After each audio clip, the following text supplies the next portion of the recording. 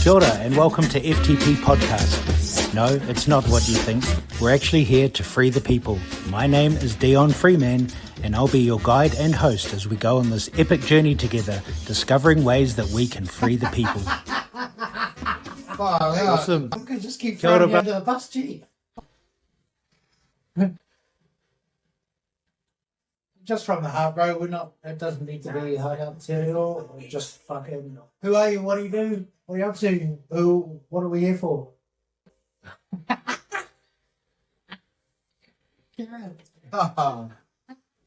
Right. So, ko me se toko ingoa. Ko ngā pui nui tōmi toko iwi. Ko ngā tuku matawhāro toko waka. My name is Mason Robust. I'm a barber. I'm an MC, tattooist. I'm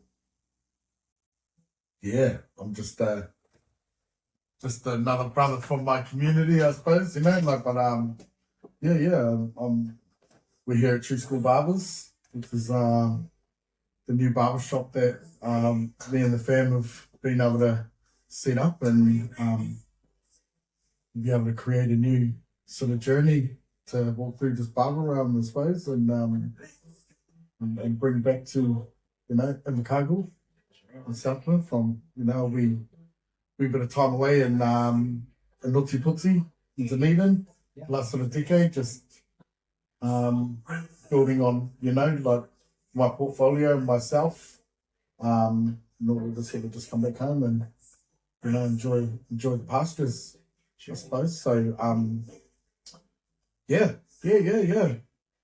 I'm him, that is my name. Sure. You know? Yeah, sure. Kia ora, brother. Thanks for having us here. So you touched on Otepote. So this is Dunedin, the home of hugs, is what I call it. It's where I learned to hug another man without feeling like I was fucking being a creep or something. Like, you know, I'm from West Auckland hood, bro. Like, that shit's gay, you know. And I learned how to actually have affection for other brothers. You know, and also even from being in jail, bro, you know, like for me it was even a side hug, but Dunedin really helped me to open up and be like, fuck, I love this brother, yeah, bring it in. And You fucking not actually, you're not wrong there, eh? I don't know. A lot of the different circles and pros and dunners wise, there's a lot of looking at brain, that's a thing, eh? You know, like home of the hug. home of the hug, yeah. So that's where Mason and I met probably 10 years ago. Yeah.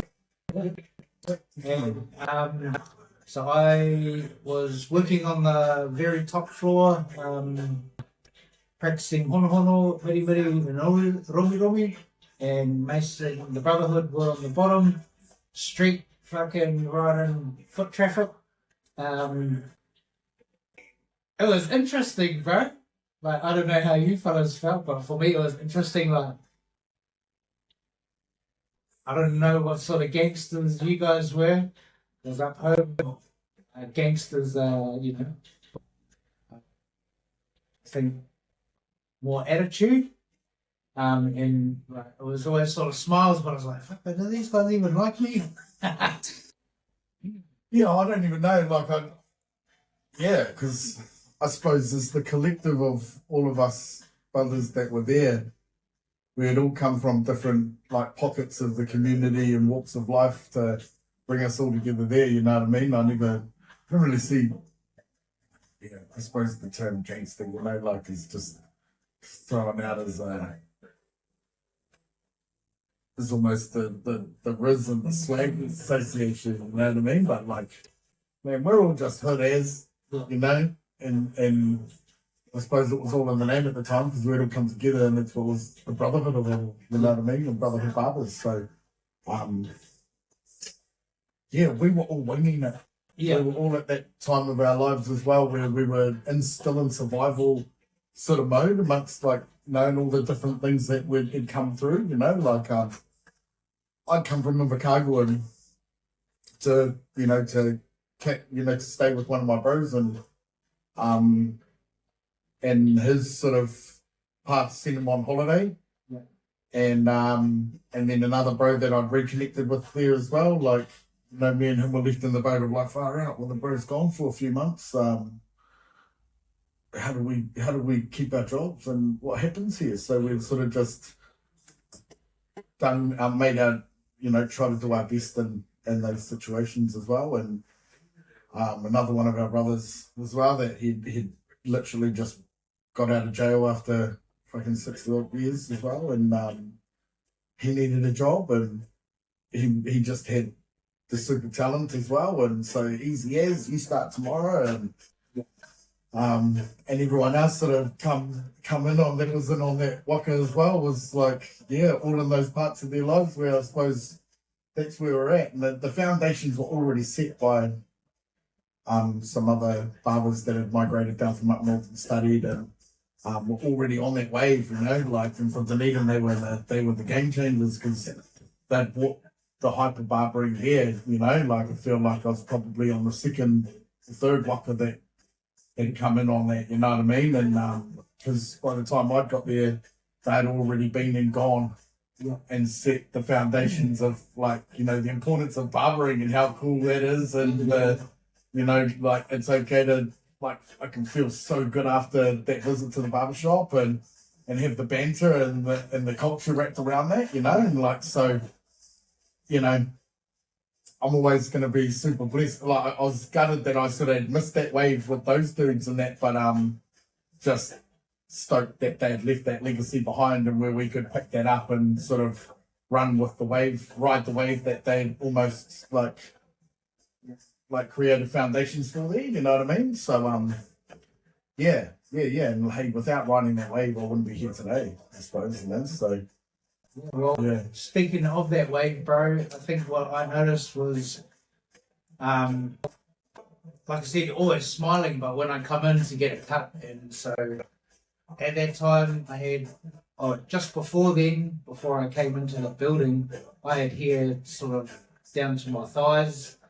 And yeah, I had a moment of like perpetually being like tested, and to the point where I cut my hair off myself, like the bulk of it, or I was going to punch somebody. But I was actually going to punch the dude who was like treating me like a piece of shit. And he came back and like, because I was covered in mud, bro, and he was like, "What did you do to your hair?" And I was like, "I cut it off before I punched you in the face." And he was like, "Oh," and his attitude completely changed from there. And he's like, "Oh, do you need to go get it fixed up properly?" And I was like, "I think I do, but I'll save that for my day off because I was, you know, working towards something." Yeah. And yeah, and then that job opportunity came up. I came in, and from there, bro, it was the respect that was given to me when I walked into that shop as I didn't know any rules.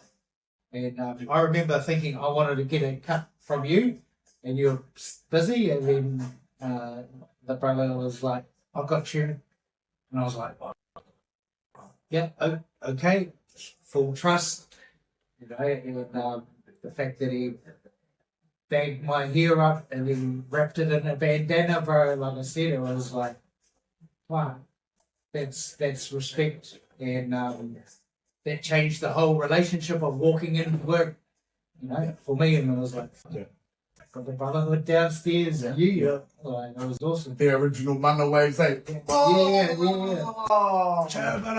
On the way up the elevator, or you know. And I love that door was right there in the doorway, so like no one could really get past without acknowledging or not acknowledging, I suppose, you know. But it was I really enjoyed being in there and setting that vibe, even for the collars. Yeah, that was, you know, like, because a lot of corporate office upstairs as well, and it was great having all that diversity that would always acknowledge and walk past and set the tempo, the morale for the day, you know. And Yeah. I think that's another thing that I noticed was the diversity that was coming in when I was getting a cut. Yeah. You know, and like, Peter from down the road, who's high flyer corporate of the Maserati, he coming to the Brotherhood. Yeah. And it's not to be trendy. It's like just some of the conversations like that I would hear. It was beautiful, bro. Yeah. Yeah, and I think we had the joy of, placement. Yeah. Of where the shop was as well. Yeah. And like being in the inner city as well. They couldn't, like, you know, the corporate world, the day walkers, I'd always call them the day walkers, you know, because like you had two different types of dunners, you know, was like the day walkers during the day, 9 to 5, and then the nightlife that came out from there, you know. And so, you know, we were lucky that we had such a corporate surrounding and artistic surrounding, I suppose, you know, like within that part of the CBD. And then when I talk about like inheriting a good wave to ride, you know, like that had sort of been set where, you know, hey, well, if it's not the old school barber shop, then these boys are the barbers that you want to go, and I'm going to go a little bit shorter and a little bit cleaner. Yeah. And like if I want to be told that I'm going to look fucking cool, then like, oh, maybe these dudes are, you know, the fresh makers, eh? You know, and so we're lucky like that on that wave, because that's what helped me build the starting of my portfolio and the starting of my reputation and clientele base, you know what I mean? Like, so yeah, actually grateful for that start, you know, even though fuck, it seemed like a theme park sometimes when the roller coaster was real. Yeah. I also really liked how you handled some of my wee or people whose hinanato wasn't right. You know, I've seen a few different, I don't know if you'd say mental health or addiction or both. Walk into the shop and like with distorted energy, and you just like calmly, kia ora, this is what you should do, ka kite, and they're like, yeah, and gone. You know, like, and that was you specifically. So I think that's something that I really value in, you know, in standout moments from that brotherhood time. Because, you know, you're on the main road, bro, the derelicts were hard to use. Yeah, thanks, bro. Like, but, yeah. You're in the setting, you've only got so many options, eh? To be a part of it and contribute to it somehow, or fight against it and have those outcomes of where that would lead you. Yeah, you know what I mean? Like, and you know, there was these homeless, these mental health, these fucking manic. You know, like just there's a whole bunch of types and characteristics of people out there as well, and yeah.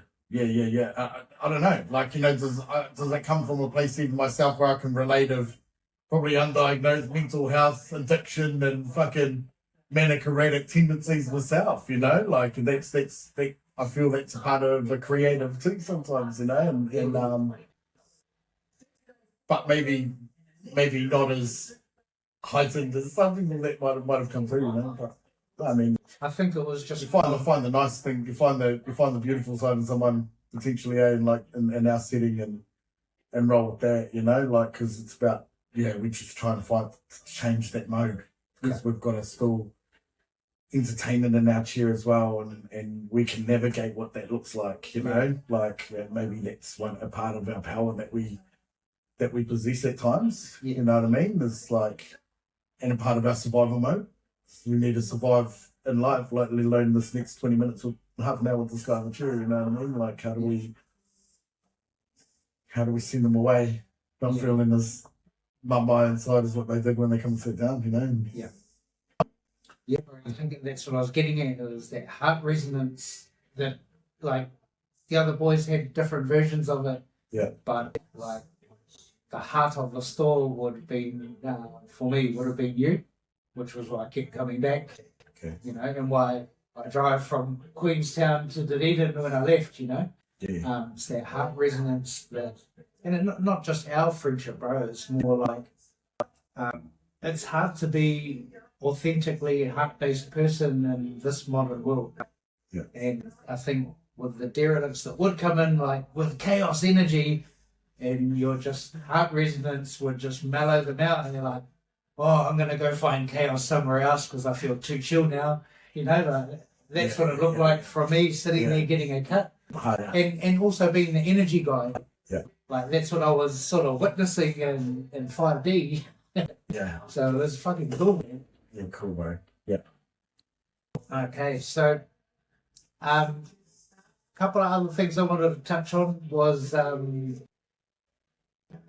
you've done some wānanga with me, but the way of the warrior, bro, we touched on it when I first got here, but I think that as an experience for you, the tools, the foundations, what you saw it do for men from start to finish, but also we'll just, if you can go through that, and then I'll bring it to how it ended for you when I went to drop you off home.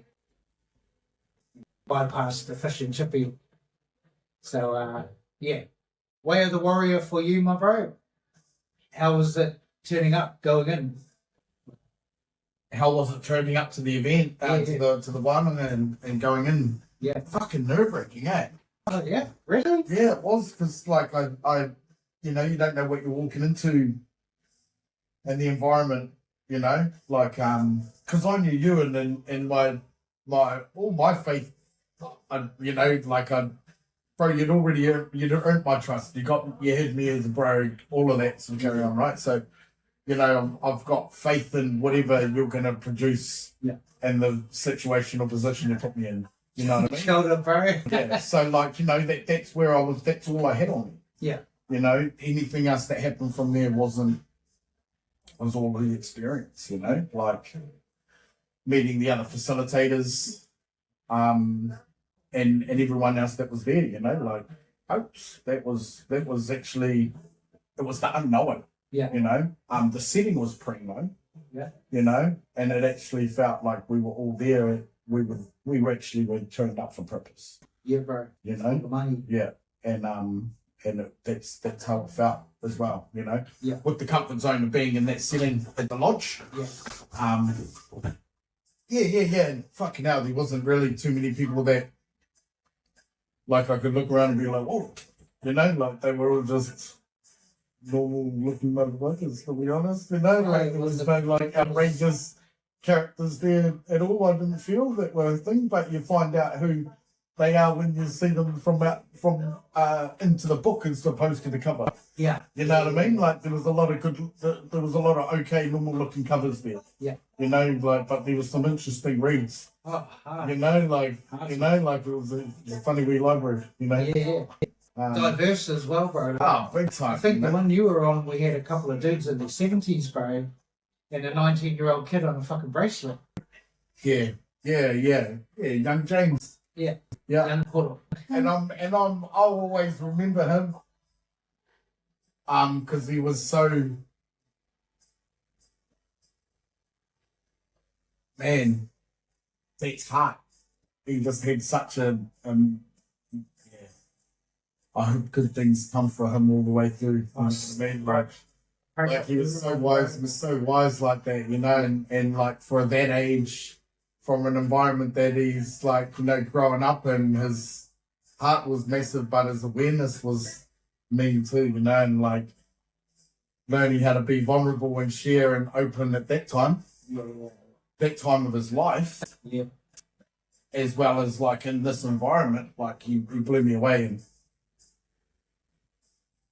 his song was mean too. When he sang, when we all shared our song, like, man, this white was mean. And like, I just wanted to deep, bro. That was one of those moments. That was one of my moments there. It was like, yeah, he was a bit of an inspiration around for it. Mine was when one of the older men burst into tears and he literally got there a bit late and sat down old fella burst into tears and he was like, oh, and he literally doubled over in pain, bro, feeling the momine. And I was like, yeah, this kid. And then throughout that time, they got closer and closer till they're standing next to each other in the food line and like, you know, completely opposite walks of life, like from rich to poor, white to brown, you know, probably Privileged, non-privileged. yeah, Like sort of thing. but You know, just like no, there was just the energy. Their energies knew each other, bro, and were there to console each other for that. Yeah. You know, and rise to the occasion. So that just being an experience of individuals, but I feel that walking into that unknown setting, you know, like and then we're pretty much straight into sharing and Yeah. all of this, you know, and I'm still looking around the circle going, fuck, I barely talk, like, I know I'm a communicator, right? Always been a communicator, a sharer, an expressive guy, all the rest of it, you know, but talk. And we were almost, you know, well, I don't know whether it was straight into it, but I just remember sort of being in there and sort of, you know, it was the depth started straight away, you know, and I feel like that's, and going into that scariness of unknown and sharing with fucking strangers, I felt comfort in sharing with the strangers because you don't know me, you're not going back to my life and you know, sharing my vulnerabilities or we're all in it together. And finding comfort and finally releasing and you know, like learning how to be vulnerable and share and shit like that, you know, there was comfort in that, like almost instantly of the release, you know, like of it's fundamental. Oh yeah. So yeah, that's a big portion of that ahuritanga, you know, creating that safe space. Yeah. But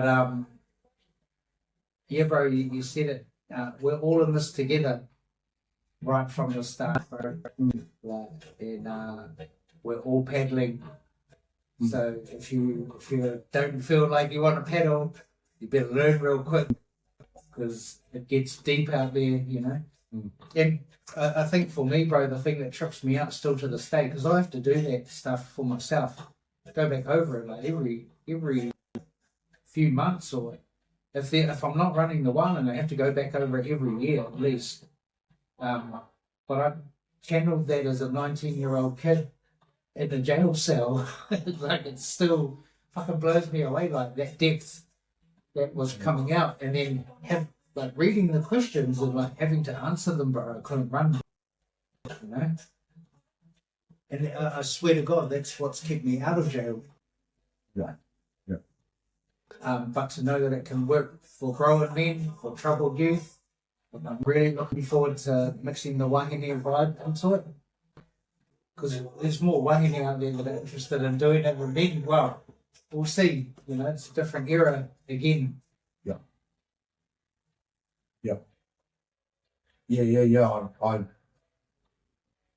I think it would be awesome to have a collaborative tāne wahine wānanga as well. Yeah, and whānau. And whānau. Yeah. That's definitely on the hip. Yeah, just, you know, absolutely, you know, in all the ways. Yeah. Yeah, and especially if a whānau as a whole can come together and see the benefit of the wānanga itself, it would just be massive, yeah. So, yeah, I think so. But anyway, I'd love to do another Warriors Way. 31st of January till the 2nd of Feb. Is that next one then? Yeah, bro. Cool. End of the month. So lock in. There's still only a few spaces left. Smaller, like I said before, smaller community, but stronger intent. And it's just like, so I wrote 7 of those programs. And one only came out, and I'm like, actually, I can't be bothered doing 7. So now I've merged, consolidated like 1 to 3, and then 3 to 7 is a 5-day, and then there's teachers training. Because I want to create teachers growth, like that's still that thing of legacy, you know, and so yeah. Give us an overall sum of Way of the Warrior for you.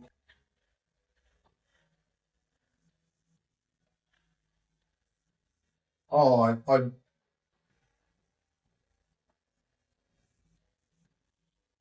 it really set, like, because it's been a while now, eh? But it really helped me reset myself and plan of attack for life and mindset. Even though all of that's still been a fucking massive, like, challenge, is still, like, you know, mindset's definitely a big thing I've still been working on massively, you know, like, not just telling myself I'm off it and not doing something, you know what I mean? But yeah, it strengthened a lot of things within me to be able to step into more power within, like, without touching on anything in particular. It's just, you know, really helped instill a lot more, a lot more tools and, you know, courage and confirmation to be able to step into different power within my pockets of life. All the you know, all the different tools that we use throughout the wānanga.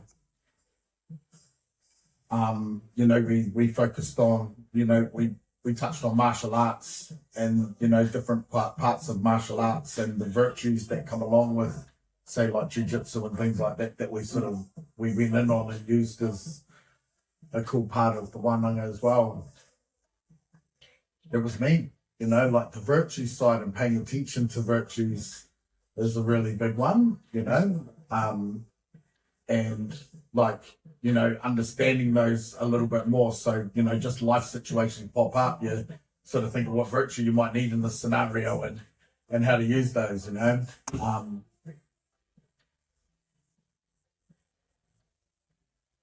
Different forms of meditation and grounding, how important grounding is, and finding, you know, recentering yourself through grounding it is as well.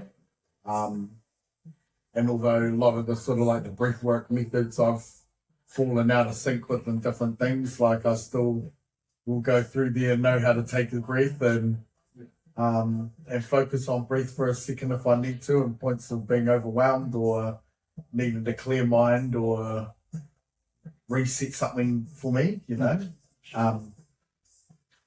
But as an overall, you know, it was the wānanga itself that I do think on and reflect on and get that emotion that comes through different throws of it that you know, to bring me back a little bit, you know, where I can reset myself, you know, like as I was saying earlier, the video that Connor had made on, well, you know, the Warrior's Way and made based around us individuals and stuff as well, like a little bio sort of intro for us, like my one as well. I definitely look back and I'll look that up and look back on that and reflect on that person that's sitting in the chair right there in that moment and what he was going through, like as in what he's experiencing, you know, like over this wānanga, to, you know, to reset myself back and bring myself back. And so, you know, like, I don't know, to whatever I might need to sort of come back into, you know. And who do you see, what would you say to that dude from this guy now? Are you fucking proud of this guy now? Well, I'm proud of the guy that's on that thing. But are you not proud of this guy here? Oh man, I'm proud of this guy. Because I think that guy there wanted to be in this guy's chair right now. Yeah, well, like, Buzzy, eh? You know, it's. I don't see it as like, I don't know. I don't try not to see it as like because I was still growing and felt like I was ticking boxes there and then, you know, but it was taking opportunity to put a little bit more effort and work onto myself instead of the yes man and the you know, the keeping other people happy all the time, you know. So like it was so, you know, like I'm fucking grateful for experiencing that journey there with that. But yeah, no, I'm definitely proud of this guy. You know what I mean? Like, Bro, you know. But we're fuck, I don't know. You know, like, I look back at that video for myself to call me out when I feel like I'm feeling lazy or I'm not ticking the boxes. Yeah. And I'll go back and it's like that opening, bro. Mana. I was just like, I go back just for that part, bro. And when I see you connecting with the tree, I'm like, oh yeah, remind myself to fucking ground me. But from an outsider's point of view looking in, that guy was working out how the fuck he was going to get to this guy sitting here, is what I look at. Because this guy sitting here was everything that guy wanted. Yeah. Mixed with, I know that I was that guy then. It's about how do I set that path and play to get there, you know? Yeah. Like honestly, I didn't even know that this was what I was working on until it sort of happens, you know? But I just know that, it's about, like, you know, trying to, you know, it's, I don't know, it's maybe that learning how to ride that road out with more eyes open, you know, and making the conscious turn at the fork, you know, and trying to, like, you know, like the maze, and reading the maze from bird's eye view instead of in the maze now, and like, I need to go this way to get better, you know, and like, and yeah, bro, and I feel like, I suppose that was a part of that, going back to working on me, so then I know how to do me. You know, and I know how to make the decisions for me, and I know how to say yes, or I know how to say no, or I know how to be okay with that, or I know how to not get fucking hot and headed on something, or, you know what I mean, like winding in or whatever, you know, like, so, I suppose, you know, I you know, the reason why I'll go back and look at that video to bring me back and feel like I'd put me back into a little bit of a place to sort of, you know, these, look at that as your reset, you know, and be proud of it, because you're proud of that guy that was in the chair doing it, right? You know, so like, go back to when you feel like you were proud of yourself like that, and just to tell yourself, like, go get it. Suck it up, chin up, back straight, chest out, go get it, you know? Like, that's what I go back to that video for. Yeah. So, I suppose, you know, do I look at this guy and be proud? Yeah, it's hard. But I know I look back at that guy because I'm fucking proud of him too. Oh, yeah. You know? Yeah. I think what I was sort of getting at with that was more around tall poppy syndrome. Like, we try and downplay our successes a lot, just to sort of like, I don't want to be seen. Hard, and honestly, we live there, right?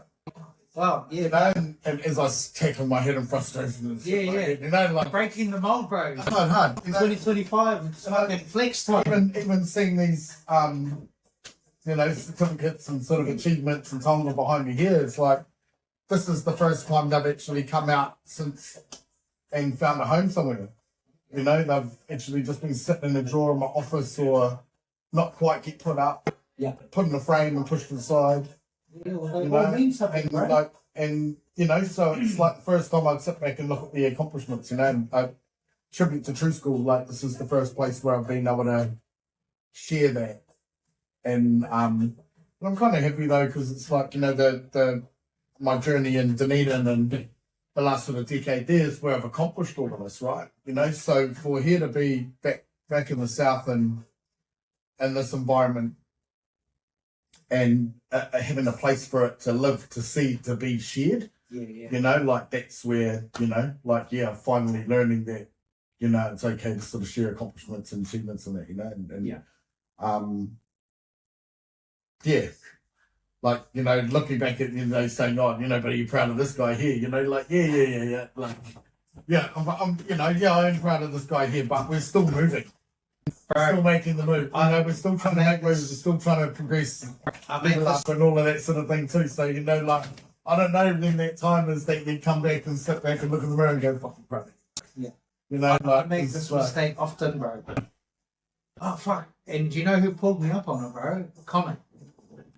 He was like, he messaged me after I think the one that you were on, and he was like, bro, you must be so proud of yourself. And I was like, hey, what?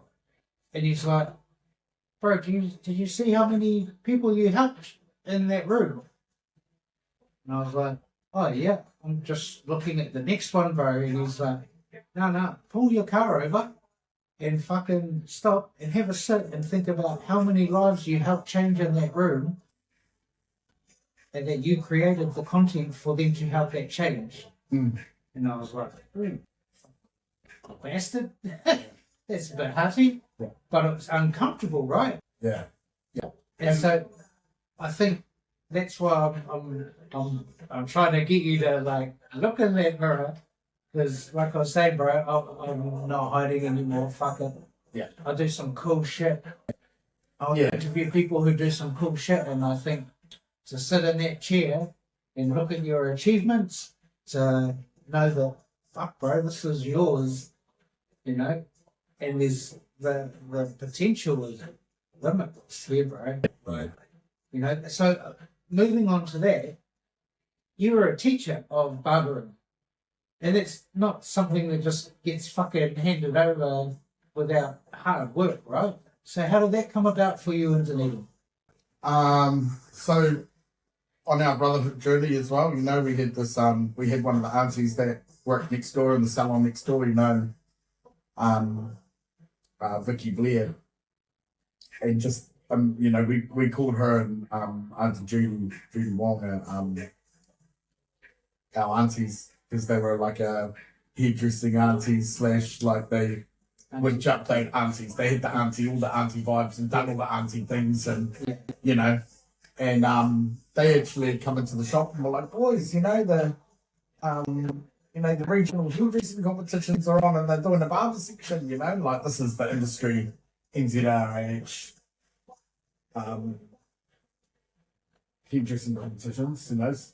So anyway, long story short, we ended up getting convinced to enter all the boys into this regional bloody hairdressing competition and done the barber section there. And and me and one of the bros we placed, you know, so I actually took out first place for the Otago region just back in 2017. And one of the other bros got third. So we walked out of there with like 2 out of 4 of our barbers placing, which I feel they didn't know. One of our barbers didn't get second place anyway, just saying, because they had to have someone else in that spot instead of 1, 2, 3. Yeah. You know, but so with that, I had to back up my title. I'd be going through the What club wasn't it? maybe Hamilton, to be honest, like for the regionals, for the nationals. Yeah. But to do that, I actually had to get qualified. I wasn't qualified at the time, and so I was lucky for the QBY qualified by experience process. I've been a barber for 3+ years or something, you know, and I had the references from my auntie, from Joel, and that I had actually been in the industry for that time, which was spring. So, I'd kept that time frame anyway. So I'd done my QBY and had an assessor come out to me. Pete from Valley Barbers in Monica came out and assessed me, and so I got the qualification, and then sure enough, I literally only had like a 4-month time frame between the regionals and the nationals to get my qualification in there as well. And And so I'd done that, and then went off to the nationals and got third place at the Nats, which was cool then, you know what I mean? Because the ones that had placed was Palmerston North, Christchurch, and then myself and Dunedin. The cool thing about that as well is that everyone that went up for their, like, because I just won the barber section in Dunedin as well, so all of the winners from the different hair sections had all gone, we'd all gone up to the nationals together, you know, like, so the barbering was just my section, obviously, but everybody placed in their sections that year, and it was a supreme year. So we got named, the Otago region got named the supreme, overall supreme winners of the competition as well. So it was like a part of that year's supreme year. So that was, yeah, that's why it's like here's regional events. Yeah, that's why it was the Supreme Hairstylist of the Year Awards as well. So it was maybe every third year they do a Supreme Year. Yeah. And that's so I was lucky to be a part of that year too. So that's how I sort of got into like those things. That's how I got my qualification, being able to back up my placing at the Nationals. These Battle for Barber City ones down here are a local competition that were run from Harrington and Vaughan Academy, which was academy I ended up eventually working at, but wasn't at the time when I like done these battles. So it was like a South Island battle as well, competition. So like, yeah, people from all around the South Island sort of coming into that one. But it was through the owners of Harrington and Vaughan that had sort of tried to poach me in that for a little bit, you know, like put the feelers out there when I've been keen on educating. I actually held them off for a long time, because I didn't feel I was sort of riding this wave at the time. And, you know, back to that, telling yourself that, giving yourself a pat on the back, you know, like I still wasn't really into that quite yet, you know. I just wanted to be happy with that's where I was at and keep working and ticking along and doing my thing, you know. And yeah, eventually they got me, I suppose. So after Brotherhood, I moved up to a cool wee boutique salon in Mornington and joined the Aurum team. And that sort of, it was through that time that they, you know, offered me a part-time job to go into Harrington and Vaughan and be a practical educator. So they had a guy that's like really good on delivering theory and whatnot as well, but they felt they could use me as more of the practical guy. And so that was my start of the education, was going in through that and doing like practical tutoring, practically showing them different techniques to help with assessment. And so then, yeah, then I build on upskilling myself within the, you know, the tertiary environment and the education sector through that. Yeah. So that's, you know, I'd sort of like I'd shadowed another awesome sort of business owner and barber of the industry, Kerry O'Connor. So she had owned Black Barbers, and she was another one of those sort of like part-time educators, practical educator, but an assessor at the time too. So I shadowed her for like a while to learn how to do the assessments at the start anyway, you know. And so that was pretty cool too. And then went into getting my different unit standards that meant that I could assess and moderate, and yeah, understand the unit standard delivery, assessing that. And so carry on as well. Do you need to be in a school, or can you assess people here and sign people off here? I feel like I need to be attached to an entity. An entity? Like, so, you know, like I'd need to be okay with NZQA accredited. Okay. To be able to do that, like, independently, I suppose. But I can still contract to someone that is. Yeah. And do it from a distance. Okay. I can still become an industry assessor for Hoto, which is like the hairdressing, barbering body. for the country as well, and I could be I could definitely be an assessor out there for the supervisors as well.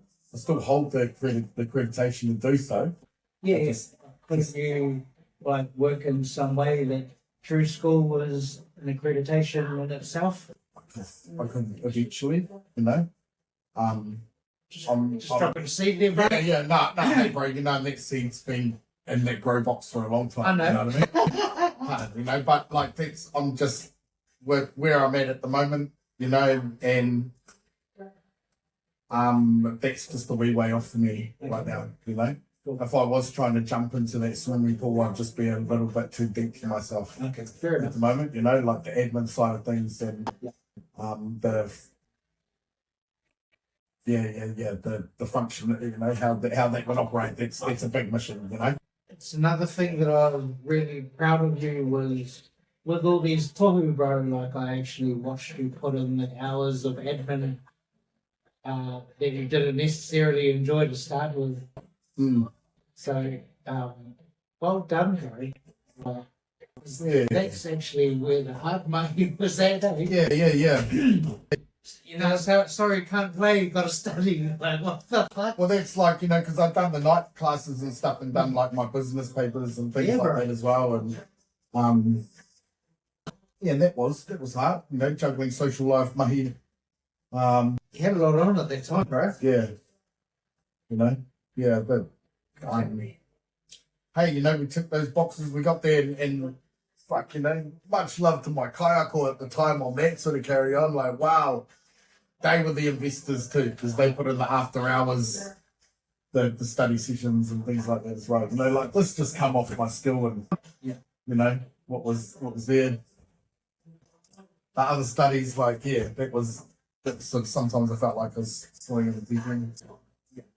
But when it comes to the schoolwork and marking and assessing and things like that, that was a lot around. I learned a lot about myself through times like that, and even especially through teaching, being there was always little education things for us as educators. Yeah. Little upskilling things, little workshops would be a part of, different wānanga and stuff as well, and forever upskilling ourselves so we can be on top of our game for the tauira. And neurodiversity was a biggie, right? And doing the wee workshops wrapped around that, and they say they're going through this different little wānanga online and with a lot of other people from the old workplace, and man, then they're going, so even for things we could diagnose different things, even ADHD and different things like that, and far out, they're giving all these different examples, and I'm fucking hell, I've ticked fucking all those boxes pretty much, which really made me ask myself, this is where I glitch at this point and fucking lose my shit at this point and look at things from that angle, and I've always got a mindset like that, and and almost having a moment of breakdown, fuck, go and ask my boss, probably. She's probably at that stage, but, can't look at it like that either, because you're great at what you're doing, this is what we do, but really made me fucking understand, step back, that was actually another wee point of where, at mahi, understanding different things and people that I might get a bit more hard. Yeah. And trying to just okay, understand, And so, and that's where, say, warrior way tools would come in on top of all of that as well. And be right, okay, breathing, and not just to throw it out there like that, but it's yeah.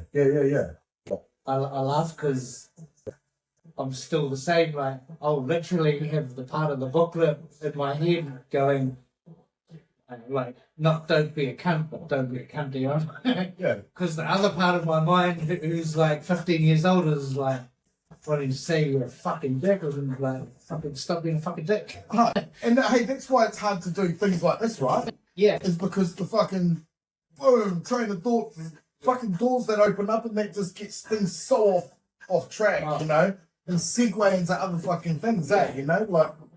Well, It's like, bro, I don't even know where we started with that question when we're in now, you know what I mean? Like, but for me, there's like the way I think, then there's the way I feel, and then there's like the wider realm, and I always have to center into the wider realm, because this can run away with myself about somebody while they're talking to me, and my brain's already trying to play this picture out of this movie.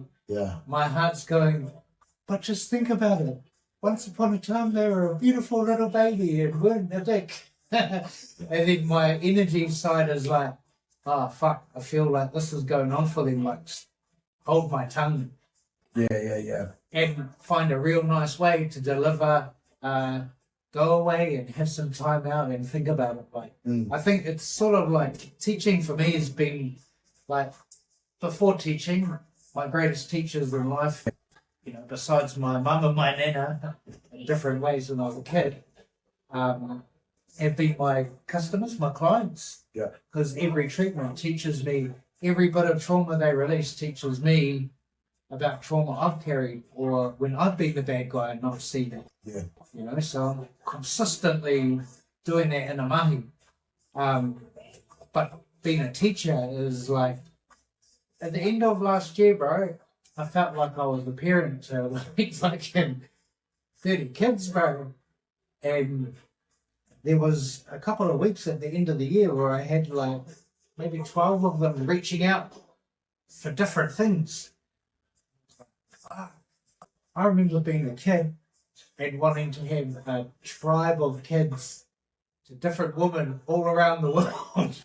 Like, this is my head as a 16-year-old. I was like, yeah, I want to be that guy. You know, spread my seed far and wide and conquer all these nations, and, you know, in a little kid way.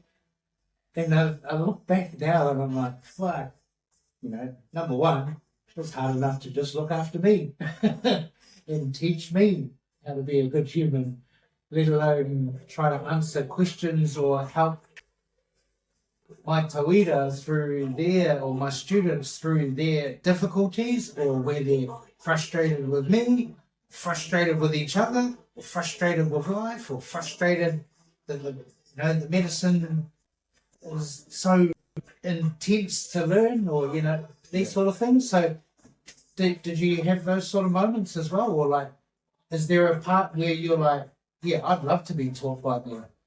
Do you get what I mean? Oh, that's what I used to have to tell myself all the time. Like, how come it's not some moments like not being receptive? Yeah. Received, or like the way I'm trying to get it across, you know, and like, and so I'd always find like, you know, the portion of the group that were like fucking in the zone, in there and stuff. And this is what I sort of mean about the neurodiversities, is like everybody being different. Yeah. And you might actually have 8 different kinds of different in one classroom of 8. Yeah. You know, and like looking at these ones that, you know, are there, they're there to learn. You can see their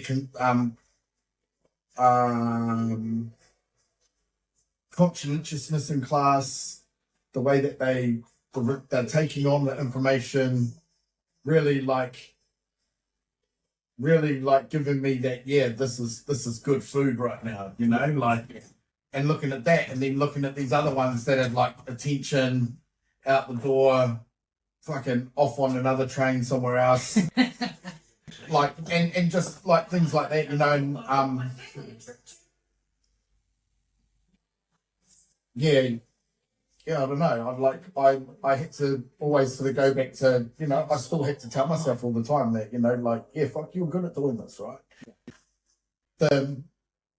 The delivery things, there was always templates of how we deliver, and creating templates for ourselves of like, you know, lesson plans, things like this to go into classroom and do, you know, like, it's like training, and fuck, I suppose like boxing or something like that, you know, you can train as much as you fucking like, you know. Sometimes when that bell goes ding, ding, ding, everything is out the fucking door, you know. There's a skill in staying that focused, you know. that was just one of like my lessons in learning that as well, was how to stick to the plan and not veer off. And like trying to create 10 different ways of delivering it for the 10 different students, like wasn't necessarily what was expected of me to do so there, and although sometimes I felt like you might have needed to, but a lot of that there's a lot of lessons in that learnt from me as well. And out of all of that, like you've got, man, I look at other educators as well. We can only do what we can do. We're there because we're the chosen ones for that job too. It's hard to, we can't cater for all the time. We can't be suckered in from those ones that didn't soak it in.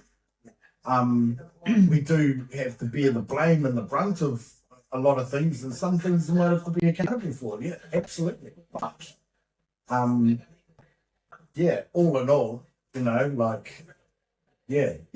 do our bit, and I'm stoked, So, going back to the proudness and feeling proud of different moments and stuff, mine would always come at the end of the cohort, come graduation, and be proud of the students that have graduated, and share the proud moment. Yeah. That we all got across this line together. So I've been mentioned that today as well. It's about like the achievement is all of us as a collective. Yeah.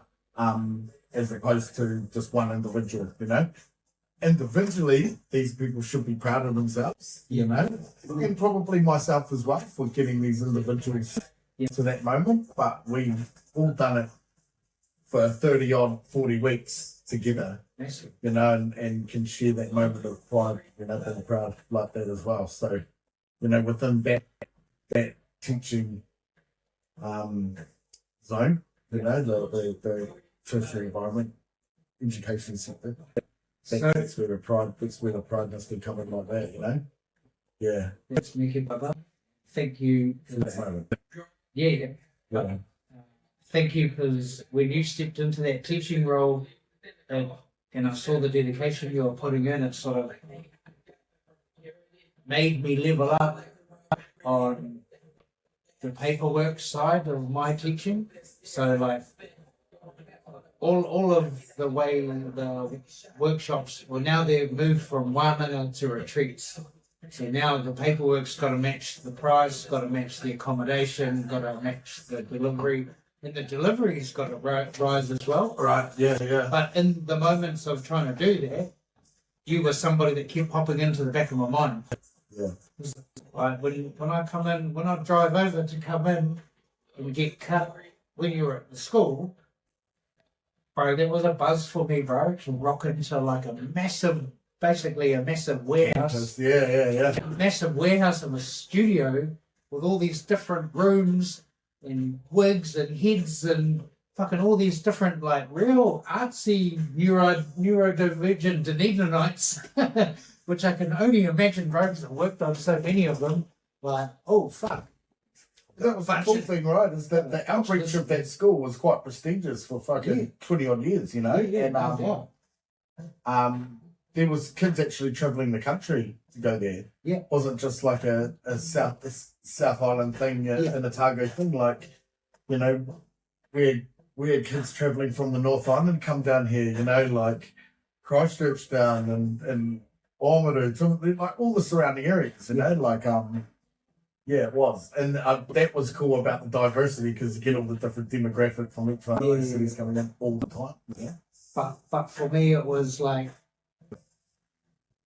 hearing them come up to you like, hey, mate, just done this, and you're like, hey, just try this, and this. Oh, shit, yeah, sweet.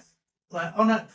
And it was like, excuse me, Mr. Robust. It wasn't like that. It was like, they're meeting you as much of an equal as an equal, but can you give me some guidance, bro? Yeah. Yeah. And the way you dropped it down, and like, I think when I'd get a cup, there'd be at least 5 or 6 different people buzzing around. Hey, mate, just doing this, and you just like all handle it in your stride, cutting my hair, like fucking multitasking, multi-talented. It's another thing. Like, there's heaps of things that stand out to me about you, bro. And I want, by me sharing this with the rest of the world, is more for people that have the same sort of thing inside them to know this shit's achievable, bro. Yeah. Big time. You know, like, because fuck, I was self-taught, you know, like self-taught, self-motivated, self-made when it comes to this, you know what I mean? And, you know, to go into into the education realm as well, like, you know, as becoming a, like, educator, I'm glad that I started off part-time because slowly I learned the technical terms and you know, and words and you know, everything that I needed, structure, like, you know, actual, like, I understood, I learned how to understand the language we use. And elevate and and apply it to what I actually knew practically and what I know of there. Like, oh, that's got a name. It's not the thing on the thing anymore. It's a increase layer. Oh, it's not just drop and chop. It's called solid form. It's, you know, it's not a. It's so the jargon. All the jargon. But then is your jargon still cooler? No, because what I did learn is what we're teaching here is a universal language, and so we've got to all speak the same language. But what if you add your own slang? Well, then we're not speaking the same language. But what if you make it the language? Shut the fuck up. Like in big time, you know, like and I suppose amongst us, that drop and chop sounds fucking dope to me. You know, like what we do know is that amongst all us like-minded, educated ones that know how to speak out the universal language of hairdressing and barbering, is that we can sort of sit there and go, graduation, blowout taper, you know, like, and we know how to understand the different terms of in-house jokes, in-house jokes. Yeah. So, like, you know, you can't turn up to a building site and decide to call building a fucking truss, fucking just get a triangle roof. Okay, I'm hearing you, bro. You know what I mean? So, like, you've got to you've still got to put up your truss and stuff. Okay. And that's a truss, eh? Yeah. Gotcha. But you know what I mean? Yeah. Already, I don't know, so then I know that I need to shut the fuck up. Yeah. So it's been like it's a problem solved thing. Yeah. It's quality of standard. Yeah. It's a standard of quality. Yeah. And it's being able to communicate. Yeah. So, you know, this is where you need to take that and project it at 90 degrees and hold that shape, take that length. Yeah. You know, and we all understand the same thing because I can't expect you to understand what my thing on the thing is. Yeah, gotcha. You know? Oh, you just got to grab the thing on the thing. Yeah. Gotcha. Where's this? Oh, it's on the thing on the thing. Yeah, gotcha. So yeah, I understand that. Honolulu's got its own vocab as well. Yeah.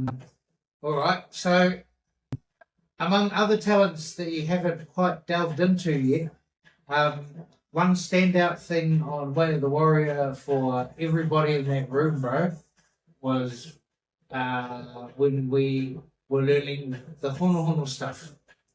I don't know if you remember this moment because you would have had your eyes shut, but I got everybody to rub their hands together, mitty, and clap and produce an energy ball. And you went, boom.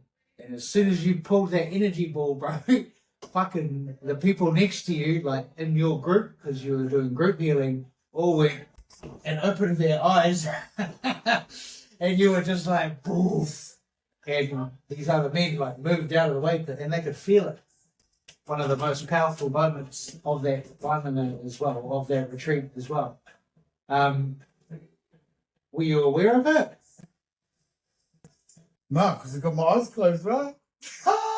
You know, focusing on my fucking hyperbolic training chamber. Yeah. Okay. Yeah, so no, I don't even know if I can sort of giggle or laugh at that. Okay.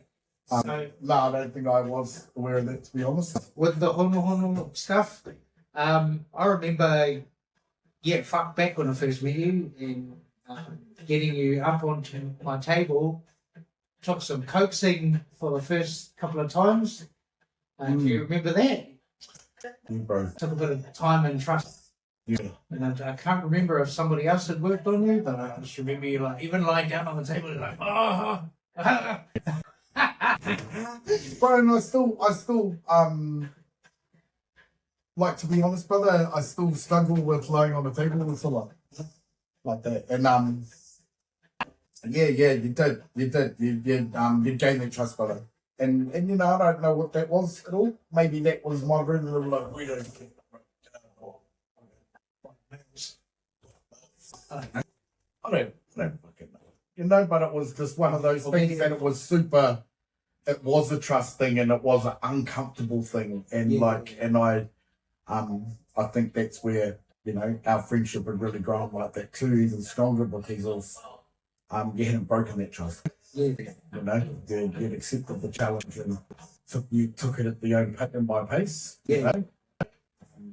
Yeah. For me, it didn't feel anything like what you might have been experiencing. I felt it was I want to say a Ngāpuhi thing, bro, of our tribal history. True. But also of I started off this journey with hono in Ngāpuhi land, bro, in Ngā bush land, and they were fucking, who the fuck are you, boy? Oh, they only see me when they're broken, bro, and then still suspect as like, fucking, what are you doing? What's that doing? You know, like, so that's when I learned, like, right off the bat, I'm going to talk you through fucking everything so you know exactly what I'm doing so you can put that suspicion. You know?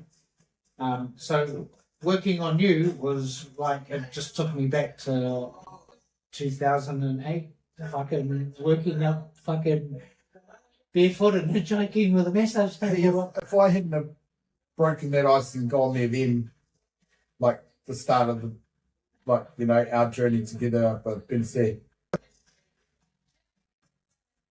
the Warriors way wouldn't have hit. Way of the Warrior. Yeah. Wouldn't have happened or wouldn't have been so open to that and like getting the healing done from other brothers and men, you know, sitting in those sort of settings, you know. Yeah. I think like just before Way of the Warrior, I think one of the boys had gone inside on a big stint maybe, or was about to. Because I remember there was something going on, right, like outside of you to do with other people, and I think that was your fork in the road, bro. Because I had to come pick your ass up. Yeah, I don't know. Hey, you know, as I said that before, you know, like the theme park was real and the roller coaster was real, you know. Well, that's what I mean, bro. But yeah, I had such a massive like that. My crew was all heart. Yeah. You know, but like all of the different walks of life that were amongst our sort of collective of crew were like everyone was on their own walkabout, you know, and it was hard at times, you know, like just for loving a brother, not for for who they are, not what they do. Yeah. You know?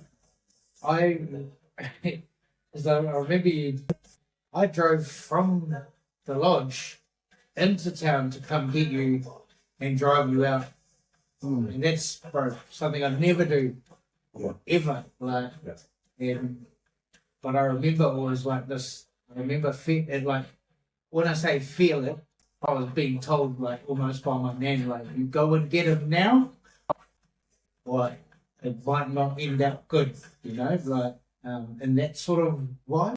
Okay. So I don't know what was going on in the background world, but it didn't feel like it was you directly, but just some stuff that was happening around you maybe, and that you needed that that reinstallation of mana, or we might get dragged down a dirt road with one of the bros, in a different direction out of loyalty. Yeah. I'm not really not sure, bro. But you know, I don't sort of doubt that because there's always was a lot going on. Yeah. You know, to be honest, and yeah, especially the different rounds and scenarios too. Yeah. So we wrap up Way of the Warrior and go to drop you off. And so yeah, tell us where we stopped for lunch and who was there. Oh. Fuck, I just don't forget anything, eh, bro? Oh. And it just shows like, a lot of like, you know, how much my different things are like, you know, I don't know, where he was at too, I suppose, isn't it? But fuck, my mum was outside the fish shop, eh? Was that what you say? I fucking forgot about that. And she doesn't even live up that way. And I don't even know what she was doing there. She was at her own one. She had been at her own one too. And to see my mum coming out of that was just absolutely like, fuck, it was so reassuring that I'd done the right thing. Yeah. You know, because I was blessed with like seeing my mum straight afterwards. Yeah, bro. And I'm...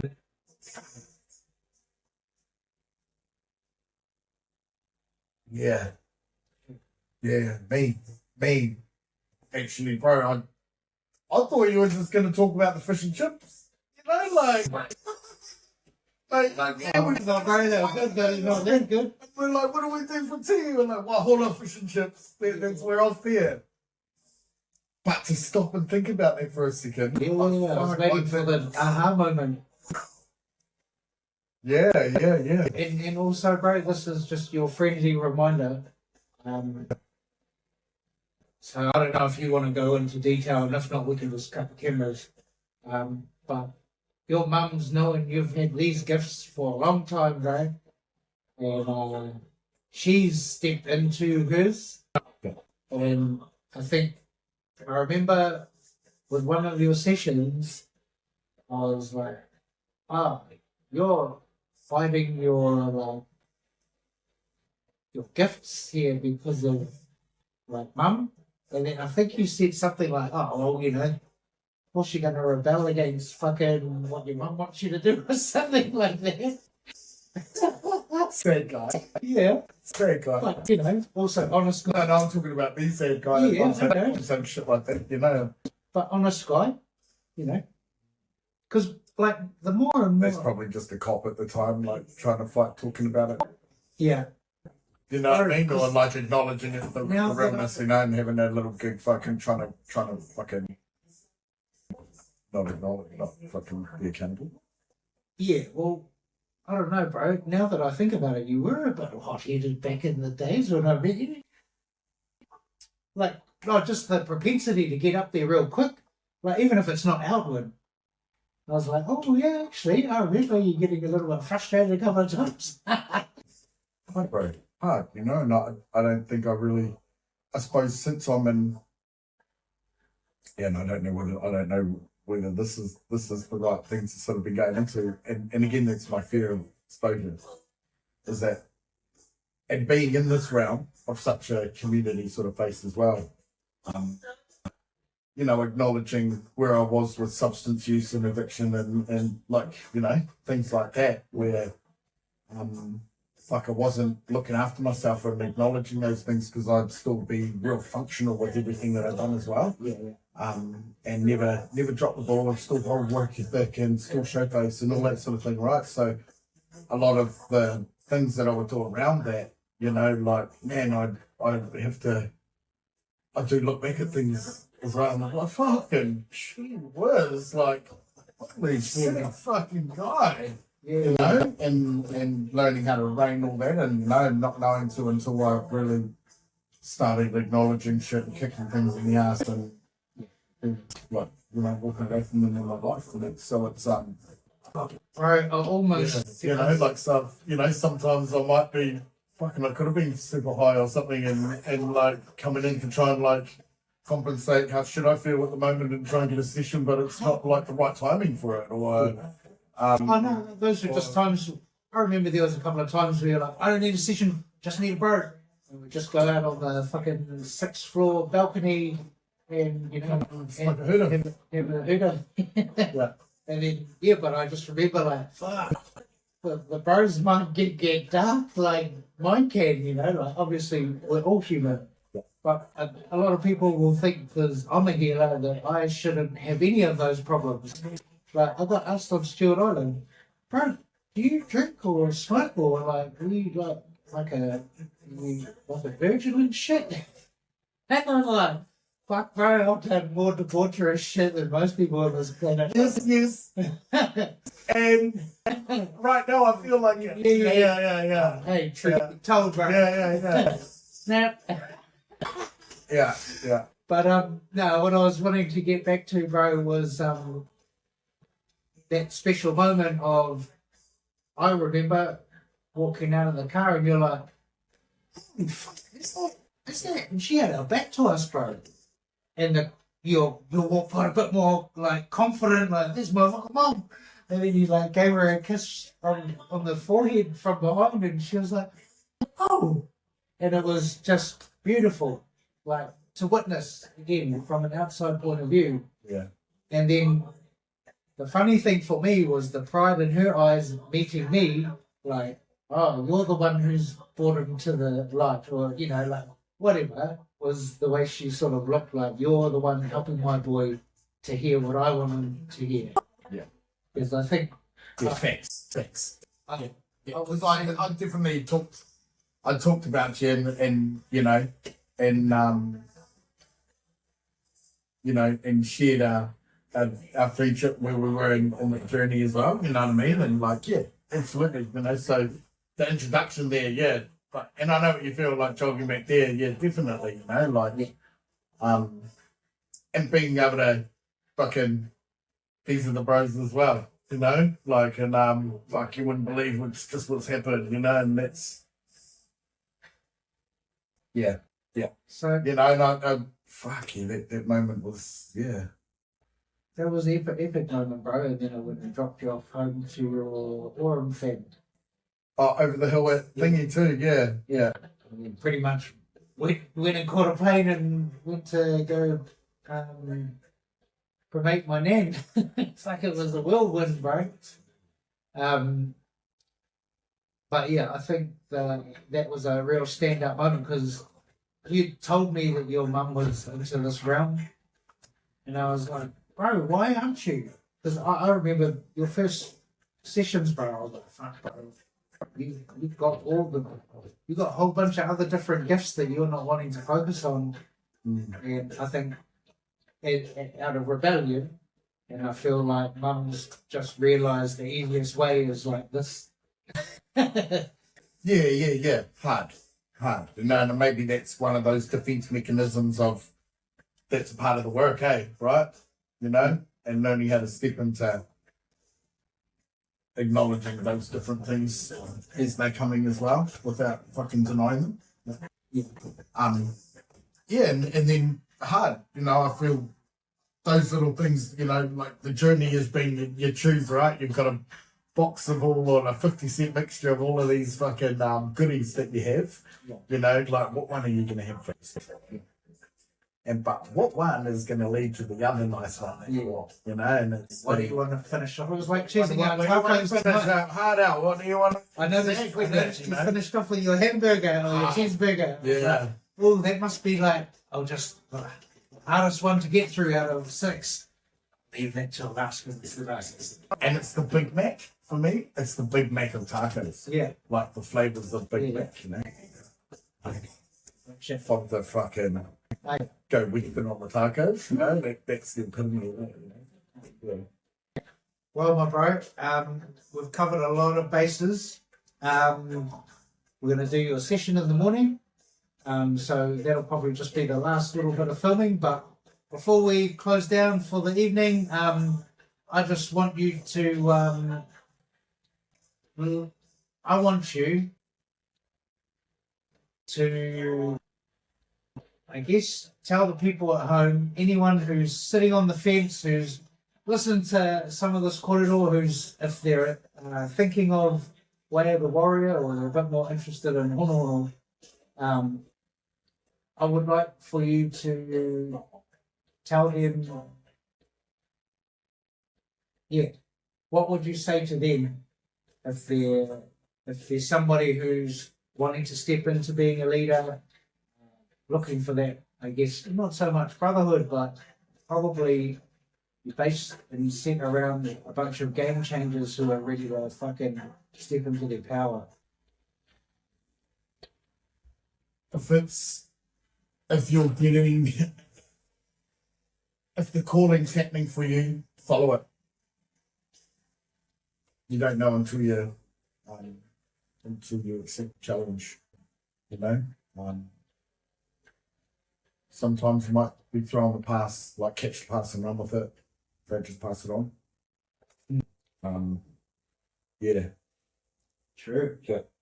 One of the best opportunities and experiences that I done for myself was Way of the Warrior. Warrior's Way. Hey. Way of the Warrior. It's not the name that stuck with me. It was the one, I think, you know what I mean? But yeah. If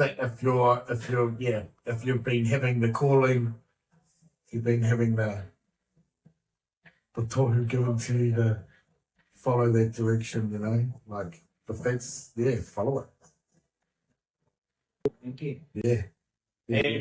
If you're in need of a cut, or I don't know if you're even going to advertise the tamoko on here, but do your plug, bro. Plug for your music, plug for True School G. Hit it. Let's hold out your homeboy. Let's see what we're up to anyway. Well done. But yeah. Welcome to True School Barbers. And welcome. No more. Shit. Okay. Modi on. Peace.